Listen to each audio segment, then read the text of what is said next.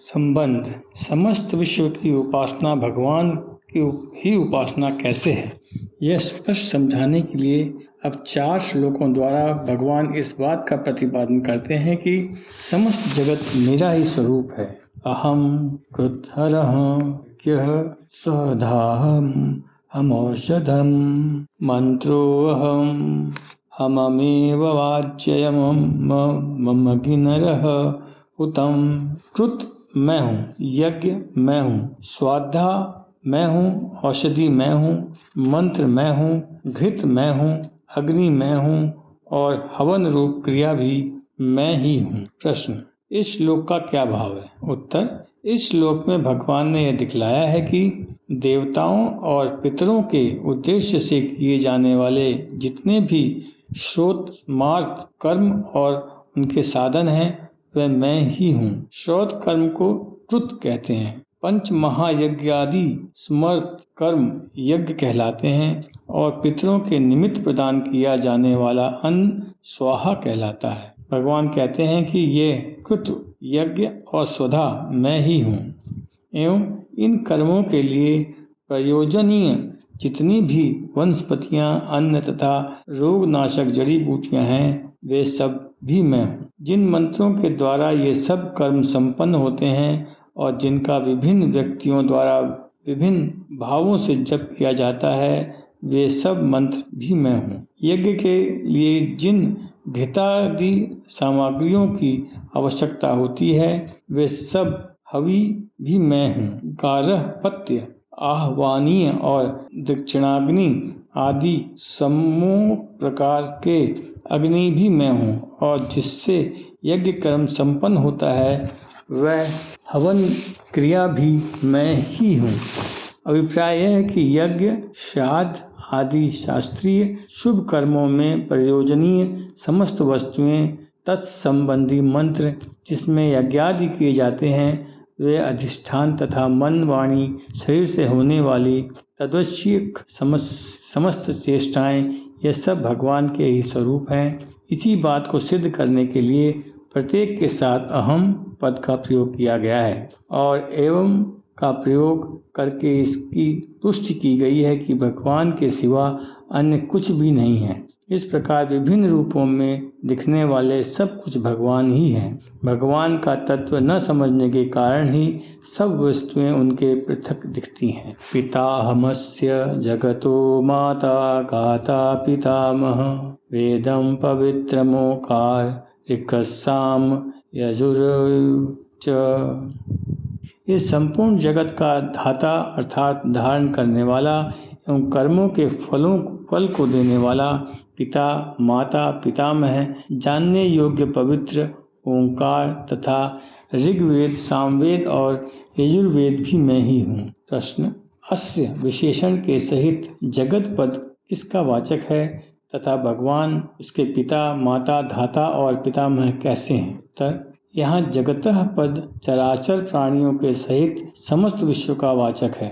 यह समस्त विश्व भगवान से ही उत्पन्न हुआ है, भगवान ही इसके महाकारण है, इसलिए भगवान ने अपने को इसका पिता माता कहा है। भगवान अपने एक अंश में इस समस्त जगत को धारण किए हुए हैं एवं वे ही सब प्रकार के कर्म फलों का यथा योग्य विधान करते हैं, इसलिए उन्होंने अपने को इसका धाता कहा है और जिन ब्रह्मा आदि प्रजापतियों से सृष्टि रचना होती है उनको भी उत्पन्न करने वाला भगवान ही है, इसलिए उन्होंने अपने को इसका पितामह बतलाया है। प्रश्न, वेदम पद किसका वाचक है और यहाँ भगवान का अपने को वेद कहने का क्या अभिप्राय है? उत्तर, जानने योग्य वस्तुओं को वेद कहते हैं। समस्त वेदों के द्वारा जानने योग्य परम तत्व एकमात्र भगवान ही है, इसलिए भगवान ने अपने को वेद कहा है। प्रश्न, पवित्र शब्द का क्या अर्थ है और भगवान का अपने को पवित्र कहने का क्या अभिप्राय है? उत्तर, जो स्वयं विशुद्ध हों और सहज ही दूसरों के पापों का नाश करके उन्हें भी विशुद्ध बना दें उसे पवित्र कहते हैं। भगवान परम पवित्र हैं और भगवान के दर्शन भाषण और स्मरण से मनुष्य परम पवित्र हो जाते हैं। इसके अतिरिक्त जगत में जप, तप, व्रत, तीर्थ आदि जितने भी पवित्र करने वाले पदार्थ हैं वे सब भगवान के ही स्वरूप हैं तथा उनमें जो पवित्र करने की शक्ति है वह भी भगवान की ही है। यही भाव दिखलाने के लिए भगवान ने अपने को पवित्र कहा है। प्रश्न, ओंकार किसे कहते हैं और यहाँ भगवान ने अपने को ओंकार क्यों बतलाया? ओम। उत्तर, ओम भगवान का नाम है, इसी को प्रणव भी कहते हैं। 8वें अध्याय के 13वें श्लोक में इसे ब्रह्म बतलाया है तथा इसका उच्चारण करने के लिए कहा गया है। यहाँ नाम तथा नामी का अभेद प्रतिपादन करने के लिए ही भगवान ने अपने को ओंकार बतलाया है। प्रश्न, ऋतक, साम और यजु ये तीनों पद किनके लिए आए हैं और भगवान का इनको अपना स्वरूप बतलाने में क्या अभिप्राय है? उत्तर, ये तीनों पद तीनों वेदों के वाचक हैं। वेदों का प्राकट्य भगवान से हुआ है तथा सारे वेदों से भगवान का ज्ञान होता है, इसीलिए सब वेदों को भगवान ने अपना स्वरूप बतलाया है। प्रश्न, यहाँ च और एव के प्रयोग का क्या अभिप्राय है? उत्तर, च अव्यय से इस श्लोक में वर्णित समस्त पदार्थों का समाहार किया गया है और एव से भगवान के सिवा अन्य वस्तु मात्र की सत्ता का निराकरण किया गया है। अभिप्राय यह है कि इस श्लोक में वर्णित सभी पदार्थ भगवान के ही स्वरूप हैं, उनमें उनसे भिन्न कोई भी वस्तु नहीं है। गतिर्भर्ता प्रभुः साक्षी निवास शरणं सुहृत् प्रभवः प्रलय स्थानम निधानम बीजमव्ययम्।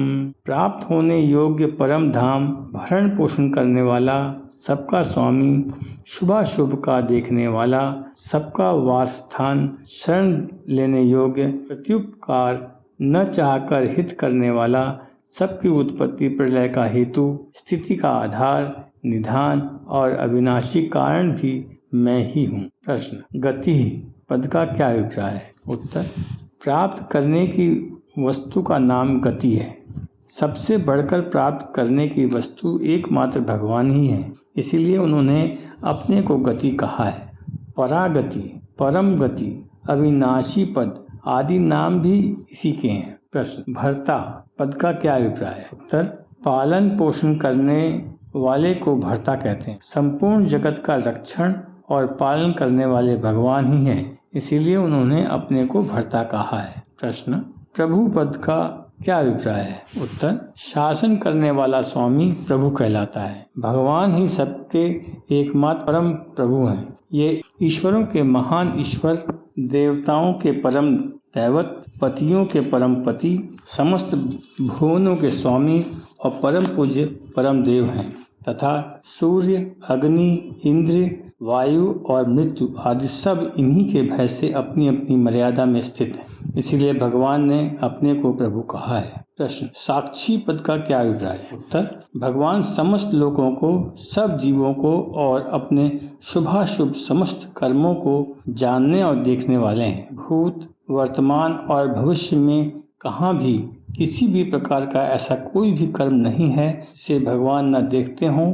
उनके जैसा सर्वज्ञ अन्य कोई भी नहीं है, वे सर्वज्ञता की सीमा है, इसलिए उन्होंने अपने को साक्षी कहा है। प्रश्न, निवास पद का क्या अर्थ है? उत्तर, रहने के स्थान का नाम निवास है।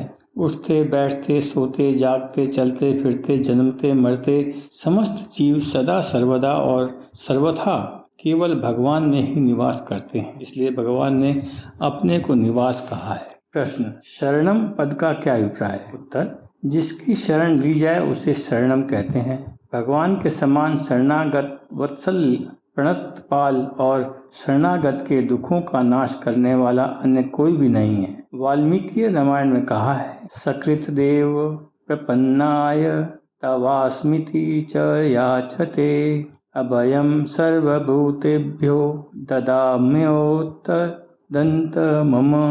अर्थात एक बार भी मैं तेरा हूँ, यूँ कहकर मेरी शरण में आए हुए और मुझसे अभय चाहने वालों को मैं सभी भूतों से अभय कर देता। यह मेरा व्रत है, इसीलिए भगवान ने अपने को शरण कहा है। प्रश्न, सुहृत पद का क्या अभिप्राय है? उत्तर, प्रत्युपकार न चाहकर बिना ही किसी कारण के स्वाभाविक ही हित चाहने एवं हित करने वाले दयालु और प्रेमी पुरुष को सुहृद कहते हैं। भगवान समस्त प्राणियों के बिना ही कारण उपकार करने वाले परम हितैषी और सबके साथ अतिशय प्रेम करने वाले परम बंधु हैं, इसलिए उन्होंने अपने को सुहृद कहा है। 5वें अध्याय के अंत में भी भगवान ने कहा है कि मुझे समस्त प्राणियों का सुहृद जानकर मनुष्य परम शांति को प्राप्त हो जाता है। प्रश्न, प्रभव, प्रलय और स्थानम, इन तीनों पदों का क्या अभिप्राय है? उत्तर, समस्त जगत की उत्पत्ति के कारणों को प्रभव, स्थिति के आधारों को स्थान और प्रलय के कारण को प्रलय कहते हैं। इस संपूर्ण जगत की उत्पत्ति, स्थिति और प्रलय भगवान के ही संकल्प मात्र से होते हैं, इसलिए उन्होंने अपने को प्रभव, प्रलय और स्थान कहा है। प्रश्न, निधानम पद का क्या अभिप्राय है? उत्तर, जिसमें कोई वस्तु कुछ दिनों के लिए रखी जाती है उसे निधान कहते हैं। महाप्रलय में समस्त प्राणियों के सहित व्यक्त प्रकृति भगवान के ही किसी एक अंश में धरोहर की भांति बहुत समय तक अक्रिय अवस्था में स्थित रहती है, इसलिए भगवान ने अपने को निधान कहा है। प्रश्न, अव्ययम विशेषण के सहित बीजम पद का क्या अभिप्राय है? उत्तर, जिसका कभी नाश न हो उसे अव्यय कहते हैं। भगवान समस्त चराचर भूत प्राणियों के अविनाशी कारण हैं, सबकी उत्पत्ति उन्हीं से होती है, वे ही सबके परम आधार हैं, इसी से उनको अव्यय बीज कहा है। 7वें अध्याय के 10वें श्लोक में उन्हीं को सनातन बीज और 10वें अध्याय के 39वें श्लोक में सब भूतों का बीज बतलाया गया है। प्रश्न, इस श्लोक में भगवान ने एक बार भी अहम पद का प्रयोग नहीं किया, इसका क्या कारण? उत्तर, अन्य श्लोकों में आए हुए क्रतु, यज्ञ, स्वधा, औषध, मंत्र, घृत, ऋषक, यजु आदि बहुत से शब्द ऐसे हैं जो संभवतः ही भगवान से भिन्न वस्तुओं के वाचक हैं। अतएव उन वस्तुओं को अपना रूप बतलाने के लिए भगवान ने अपने उनके साथ अहम पद का प्रयोग किया है, परंतु इन श्लोकों में जितने भी शब्द आए हैं सब के सब भगवान के विशेषण हैं। इसके अतिरिक्त पिछले श्लोकों में आए हुए अहम के साथ इन श्लोकों का अन्वय होता है, इसलिए इसमें अहम पद के प्रयोग की आवश्यकता नहीं है। तपाम्यह मह वर्ष निग्रह म्युक्तस्य जामि च अमृतं चैव मृत्युश्च सदाश्च अर्जुन। मैं ही सूर्य रूप से तपता हूँ, वर्षा का आकर्षण करता हूँ और उसे बरसाता हूँ। हे अर्जुन, मैं ही अमृत और मृत्यु हूँ और सत असत मैं ही हूँ। प्रश्न, मैं ही सूर्य रूप से तपता हूँ तथा वर्षा को आकर्षित करता और बरसाता हूँ, इस कथन का क्या अभिप्राय है? उत्तर, इस कथन से भगवान ने यह भाव दिखलाया है कि अपनी किरणों द्वारा समस्त जगत को उष्णता और प्रकाश प्रदान करने वाला तथा समुद्र आदि स्थानों से जल को उठाकर रोक रखने वाला तथा उसे लोक हितार्थ मेघों के द्वारा यथा समय यथा योग वितरण करने वाला सूर्य भी मेरा ही स्वरूप है। प्रश्न, अमृतम पद का क्या अभिप्राय है? उत्तर, जिसके पान कर लेने पर मनुष्य मृत्यु के वश न होकर अमर हो जाता है उसे अमृत कहते हैं। देवलोक के जिस अमृत की बात कही जाती है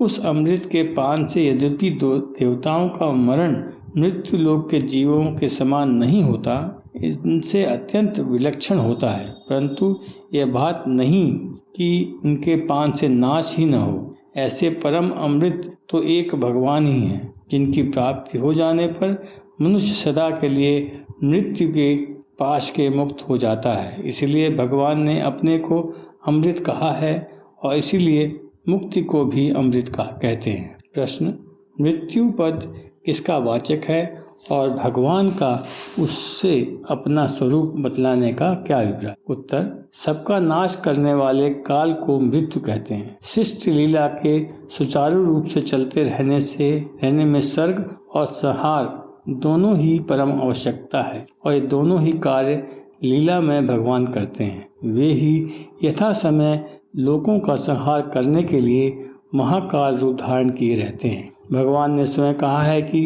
मैं लोगों को क्षय करने के लिए बड़ा हुआ महाकाल हूँ। इसीलिए भगवान ने मृत्यु को अपना स्वरूप बतलाया है।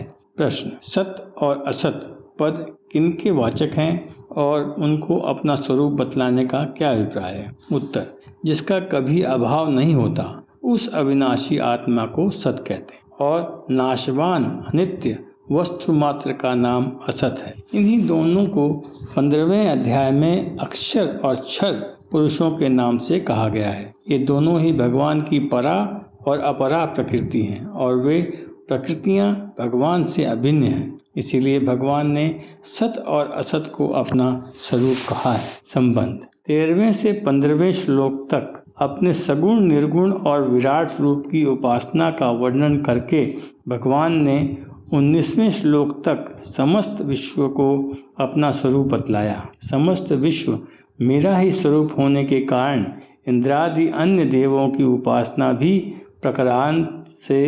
प्रकारांतर से मेरी ही उपासना है, परंतु ऐसा न जानकर फलासक्ति पूर्वक पृथक पृथक भाव से उपासना का करने वालों को मेरी प्राप्ति न होकर विनाशी फल ही मिलता है। इसी बात को दिखलाने के लिए अब 2 श्लोकों में भगवान उन उपासना का फल सहित वर्णन करते हैं। त्रैविद्या मा सोमपा पूत पापा यज्ञरिष्ठवा स्वर्गति प्रार्थयन्ते ते पुण्यमा साध्य सुरेन्द्रलोकम शनिन्ति दिव्यान् दिवि देवभोगान्। तीनों वेदों में विधान किए हुए सकाम कर्म को करने वाले, सोम रस को पीने वाले पाप रहित पुरुष मुझको यज्ञों के द्वारा पूजकर स्वर्ग की प्राप्ति चाहते हैं। वे पुरुष अपने पुण्यों के फल रूप स्वर्ग लोक को प्राप्त होकर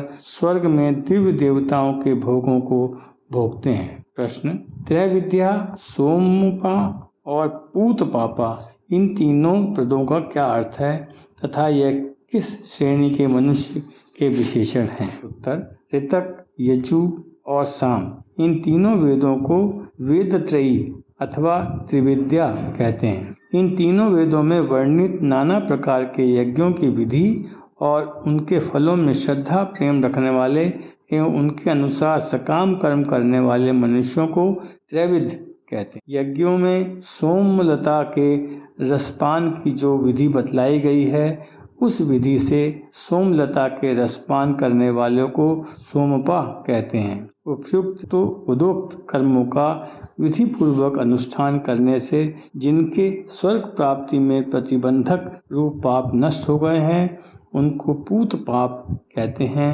ये तीनों विशेषण ऐसी श्रेणी के मनुष्य के लिए हैं जो भगवान की सर्व रूपता से अनभिज्ञ हैं और वेदोक्त कर्म कांड पर प्रेम और श्रद्धा रखकर पाप कर्मों से बचते हुए सकाम भाव से यज्ञादि कर्मों का विधि पूर्वक अनुष्ठान किया करते हैं। प्रश्न, पूत पापा से यदि यह अर्थ मान लिया जाए कि जिनके समस्त पाप सर्वथा धुल गए हैं वे पूत पाप हैं तो क्या हानि? उत्तर, अगले श्लोक में पुण्यों का क्षय होने पर उनका पुनः मृत्यु लोक में लौट आना बतलाया गया है। यदि उनके सभी पाप सर्वथा नष्ट हो गए होते तो पुण्य कर्मों के क्षय होने पर उसी क्षण उनकी मृत्यु हो जानी चाहिए थी। जब पाप पुण्य दोनों ही का अभाव हो गया तो फिर जन्म में कोई कारण ही नहीं रह गया। ऐसी अवस्था में पुनरागमन का प्रश्न ही नहीं उठना चाहिए था, परंतु उनका पुनरागमन होता है, इसलिए ऐसा अर्थ किया गया है, वही ठीक है। प्रश्न, यहाँ माम पद किनका वाचक है और उनको यज्ञों द्वारा पूजना क्या है? उत्तर, यहाँ माम पद भगवान के अगमभूत इंद्रादि देवताओं का वाचक है। शास्त्र विधि के अनुसार श्रद्धा पूर्वक यज्ञ और पूजा आदि के द्वारा भिन्न भिन्न देवताओं का पूजन करना ही मुझको यज्ञों द्वारा पूजना है। यहाँ भगवान के इस कथन का यह भाव है कि इंद्रादि देव मेरे ही अंगभूत होने से उनका पूजन प्रकारांत से मेरा ही पूजन है, किंतु अज्ञानवश सकाम मनुष्य इस तत्व को नहीं समझते, इसलिए उनको मेरी प्राप्ति नहीं होती। प्रश्न, स्वर्ग तिम पद किसका वाचक है? उसके लिए प्रार्थना करना क्या है? उत्तर, स्वर्ग की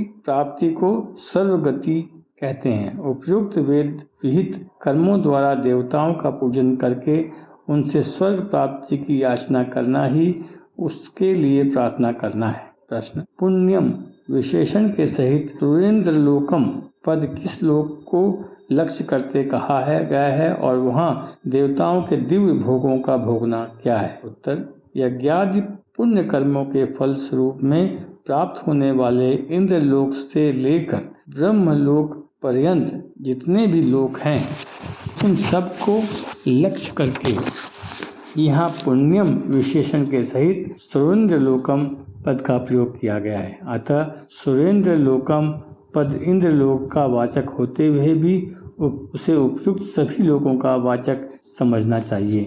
अपने अपने पुण्य कर्मानुसार उन लोकों में जाकर जो मनुष्य लोक में नहीं मिल सकते, ऐसे तेजोमय और विलक्षण देव भोगों का मन और इंद्रियों द्वारा भोग करना ही देवताओं के दिव्य भोगों का भोगना है।